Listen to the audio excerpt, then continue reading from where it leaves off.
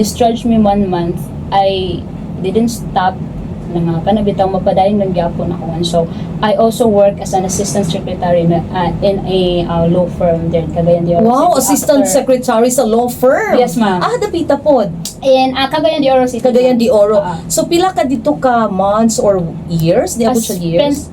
10 months, ma'am. 10 months. Right after nakagawa sa kumama, nangita gyud ko work. Sige, dako mo sa experience as assistant sa law firm. Oh, dili basta-basta na ha? Yes, ma'am. You need to prepare. Kailangan ka mag-prepare nimo ang kanang schedule ni attorney. Kailangan pag naay mga bisita, ikaw ang unang mo entertain. Pag naay kailangan permahan mo adto ka sa Hall of Justice. Ay, nakaabot na ko Hall of Justice sa Malaybalay City, sa asa ni siya ha? Kaning pudulong bitaw dito sa Iligan, ma'am.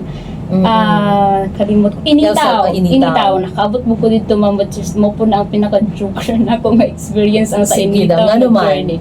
Kay, yan naman good siya.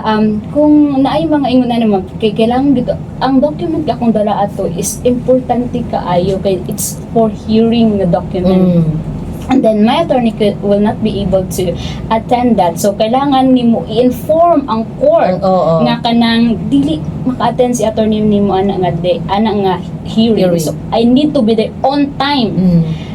It was my first time traveling alone. Yes, traveling alone from Cagayan de Oro City to Pila may edad mo that time? I'm 20 years old, ma'am. So ano ko, it's your first time and I've never been there. Laagan ko pero Anito is too far away. So, pagkatanong ko sige, attorney, just give me the instructions, the locations. Ang giingon ra sa ko is that, pag abot ni mo initaw, na ay market. Dito ka muna, And I thought that here, diba, here in Bukidnon, pag may tag bus stops, market man gyud nang sulod ang bus. Okay, so mo yung expect. Inan ako expectation mo sulod ang bus sa market. Mo dito rin siya puno nga terminal. Andito rin sa ilang part, naro din yung mga sign. Nga dito ra ka dapat mo naog. Then ba dito kay confident ra kay ko. Tapos parehas rin sa Bukidnon. Easy peasy rin kay I've been to Malaybalay, I've been to Manolo, I've been to Sumilok. Okay ra kay ni. Hala, pagkabuti doon, ko nga, pagsulod na ako sakay ko sa basa na ko nga. Confident po ko nga, kuya ka ng, initaw poblasyon lang ko. Siya. Okay ma'am, no problem. Tingala ko pero nag-Google Maps ko. So, dala na ko ang documents, grabe ka baga. And then, gunit ko sa akong phone. Siyempre, tanaw-tanaw ka na is kayo mga view, yung na kay, usually pag mag-travel ko, ganan ko sa window ko dapat kay malingaw di ko, kaya di mo ko pare sa uban nga magsuka-suka, malingaw lagi ko magtanaw-tanaw. Tingala ko kay pagtanong ako sa camera, kay kung paano magpagtanong ako sa ko ang cellphone, nilabay naman ko ginitaw, ma'am. Hindi naman po, nasa nadaot siguro ang ako ang cellphone, kaya nga nung nalabay naman So, I take the initiative, mangutanong ko sa kong tagal, sir, good morning. Sir, kanang mutana lang ko, sir, pa. Saan sunod nga destination? Stop. Ano siya nga? Stop. Mantikaw na ta, ma'am. So, layo na gid ay ka. Layo na gid ay ko.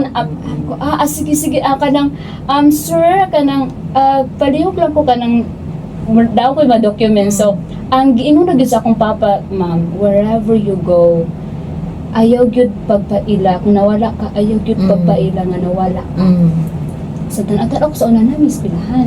So, lesson kayo na ha? Na ako nang na-eskwelahan. So, anak ko nga, sir, kanang lugar lang ko dapat diara sa mga eskwelahan. Kay mga documents mo kung dala, sumura ako na ihapit. So, pag naog na ako, kulpan ako. Sige, nagpanawag si attorney. Nakaabot na ba daw? Oh my God, you need to be there on time. Kailangan rin mo paperman siya on time. Kaya kung dili makaperma ang judge, makasab-an yung kutaman sa taman. So, pag dito, okay, I need to be confident.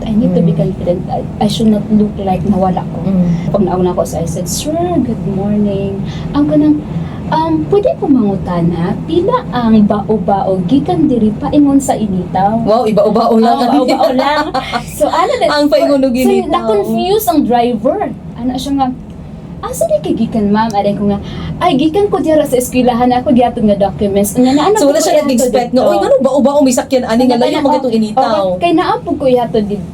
Nya nagdali ko ba kay ka ba doon sa time ang sunod nga bus na siya nga ma'am pasalamat ka kay ako imong napangutanan kay kung dili gipasakay na ka kagina didto na din kapang ingnon kung pila ang imong bayad. Ako pila di ay sir siya nga 300 ang bayad ma'am. Unya akong bus 80 ra. So ako nimo ma'am ihatod na lang ti ka sa bus stop and then dito na lang ka mag-wait. Oh So, my God. May na lang kay very Pero what happened? Nakuan ba ka? What happened? Nakaabot yung ka dito on time sa initaw?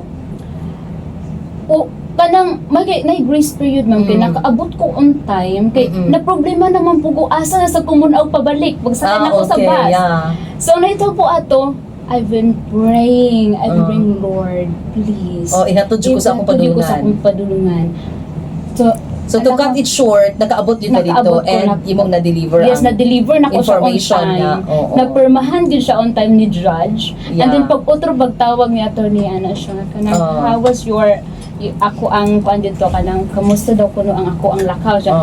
Attorney, it was successful and I'm on my way back to Cagayan de Oro City. Very good. Very good.